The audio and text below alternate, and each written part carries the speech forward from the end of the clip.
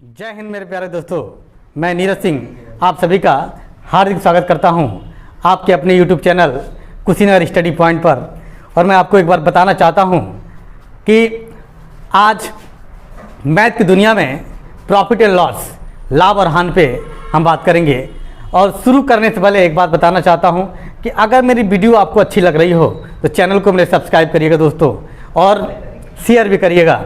तो आइए, आज का टॉपिक है लाभ और हानि। लाभ और हानि, ये चैप्टर बहुत मजा आएगा बेटा, मज़ा नहीं एकदम इंजॉय। लाभ और हानि, प्रॉफिट एंड लॉस। यहाँ से हर एग्जाम में 2 क्वेश्चन रहते हैं और ये 2 क्वेश्चन एकदम एग्जाम में आते हैं। और मैंने आपको बताया कि ज़िंदगी एक जंग है, जीत लेंगे हम अगर मेहनत करेंगे तब, अन्यथा निश्चित हार मिलेगी। और सफलता उसी को मिलती है जो दिन रात मेहनत करता है। देखिए, लाभ और हानि, सबसे पहले हमें जानेंगे कि लाभ हानि होता क्या है। लाभ हानि मतलब भाई, कोई भी चीज़ को अगर हम मार्केट से खरीदेंगे नहीं तो क्या लाभ होगा क्या? अरे नहीं लाभ होगा हो। अगर कोई चीज़ मार्केट से हम खरीदेंगे नहीं तो लाभ होगा कि हानि होगा, इसका पता नहीं चल पाएगा। अब आइए थोड़ा सा हम बात करते हैं, ध्यान से देखिए दोस्तों। पहले इस चैप्टर में क्या क्या आता है उसको जानना होगा, ठीक है। सबसे पहले हम बात करते हैं एकदम बेसिक से, मजा आएगा। क्रय मूल्य क्या होता है, क्रय मूल्य क्या होता है, फिर विक्रय मूल्य क्या होता है, एकदम मजा आएगा। विक्रय मूल्य थोड़ा सा समय लेंगे हम, लेकिन एकदम पक्का है, समझा देंगे। उसके बाद एक आता है बेटा अंकित मूल्य। दोस्तों कहीं जाइएगा नहीं, अंकित मूल्य के बारे में बताएंगे। फिर उसके बाद यहाँ आएगा लाभ किसे कहते हैं, और फिर आएगा हानि किसे कहते हैं। अब इसके बाद बेटा लाभ परसेंट भी आता है, और इसके बाद क्या आता है, हानि परसेंट आता है।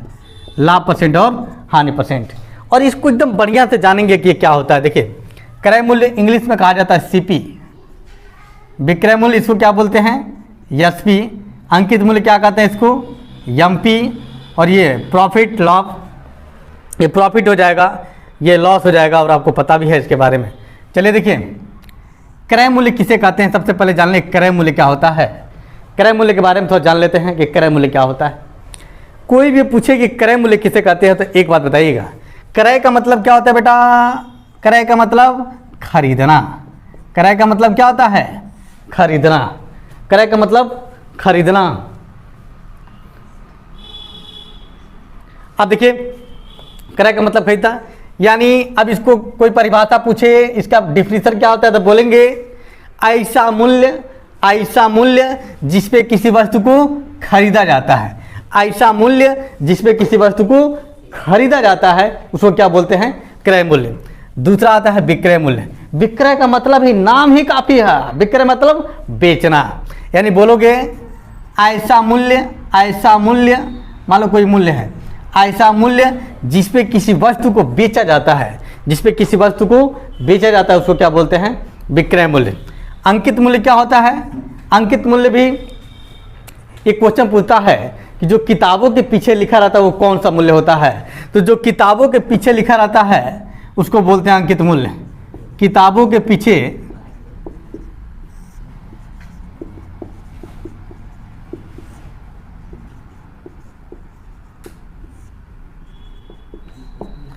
किताबों के पीछे जो लिखा रहता है उसको क्या बोलते हैं? अंकित मूल्य। अब एक चीज़ बताइए, कि लाभ और हानि कैसे हम जानेंगे? थोड़ा सा एक फंडा यहाँ मैं समझाने का प्रयास करता हूँ। लाभ और हानि, जैसे हम मार्केट में गए, मार्केट में कोई सब्जी खरीद के लाया, कोई सब्जी खरीद के लाया और उसको 12 रुपये में बेच दिया।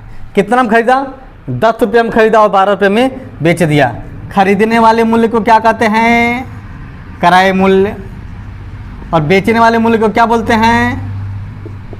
विक्रय मूल्य। खरीदने वाला मूल्य को क्रय मूल्य और बेचने वाले मूल्य को विक्रय मूल्य। यानी कोई सब्जी है, उसको मार्केट से 10 रुपये में खरीदा और बेचा कितने में है? 12 रुपये में। तो हमको कितना रुपया लाभ हुआ कि हानि हुआ हो? लाभ हुआ। लाभ कितने रुपए का हुआ? 2 रुपये का लाभ हुआ। लाभ कितने का हुआ? 2 रुपये का लाभ हुआ। आप देखिए एकदम भोजपुरी भाषा में, अब मजा आएगा। देखिए कैसे, आपको जानना है कि लाभ कैसे निकलता है। तो बच्चा किताबों से याद करते हैं, क्रय माइनस विक्रय, विक्रय माइनस क्रय, क्रय माइनस विक्रय, विक्रय माइनस क्रय। अरे याद वो नहीं करना है, मार्केट में जाओ सब्जी खरीदो सब याद हो जाएगा।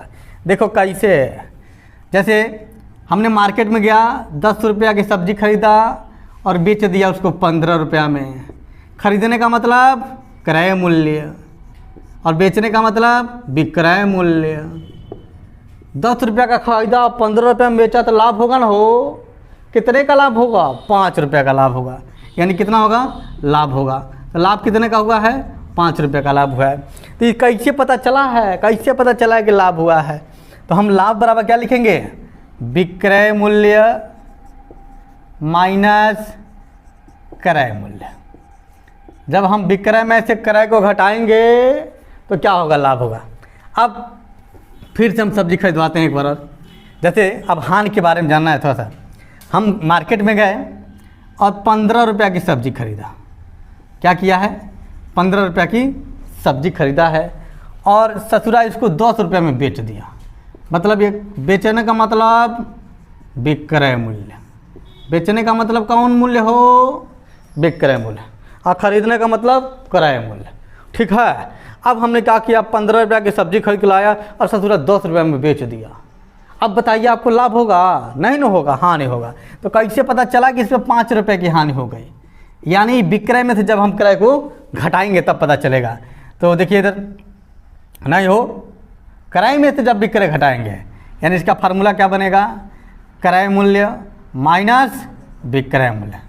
क्रय मूल्य माइनस विक्रय मूल्य। ठीक है, समझ गया ना? मेरी बात अगर समझ में आती है तो लाइक ज़रूर करते रहिएगा बेटा, और नहीं समझ में आती है तो चैनल को ही डिसलाइक मारिएगा। समझ रहे हैं? तो बात जब समझ में आती है तभी। अब देखिए इधर, अब लाभ परसेंट क्या होता है? लाभ परसेंट देखिए। अच्छा ये बताइए, लाभ परसेंट मतलब कि लाभ होगा, निश्चित है कि लाभ होगा।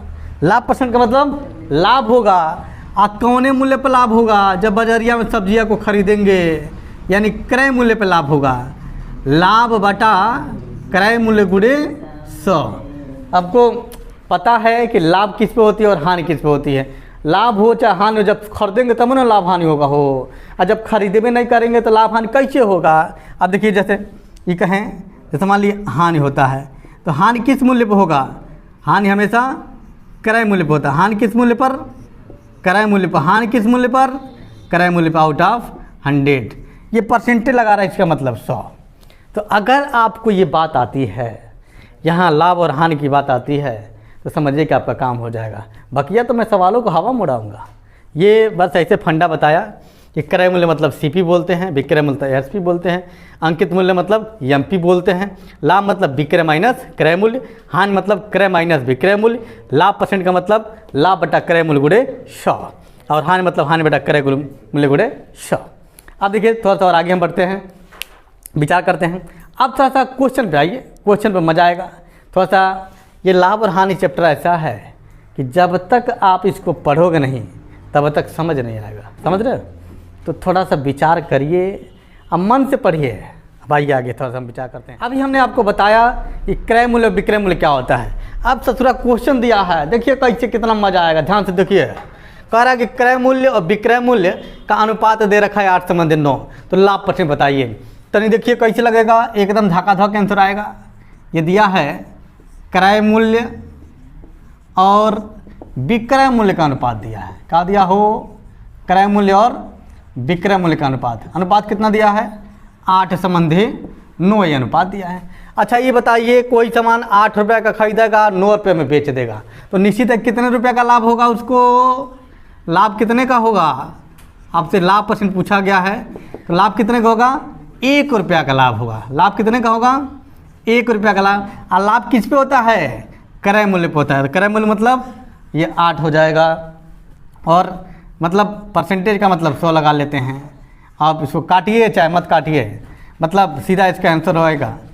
देखिए 4 दूनी 8 और 25 चौको 100, कितना 2 से काटेंगे तो कितना आएगा? 12.5%। या हमने एक शॉर्टकट में आपको बताया था कि इस सवाल को लगाने के लिए क्या करते हैं, 8वां हिस्सा याद रखिए। एक हो गया 1/8वां हिस्सा। 8वां हिस्सा क्या होता है बेटा? हमने आपको बताया था कि 12.5%। 8वां हिस्सा क्या होता है? 12.5%।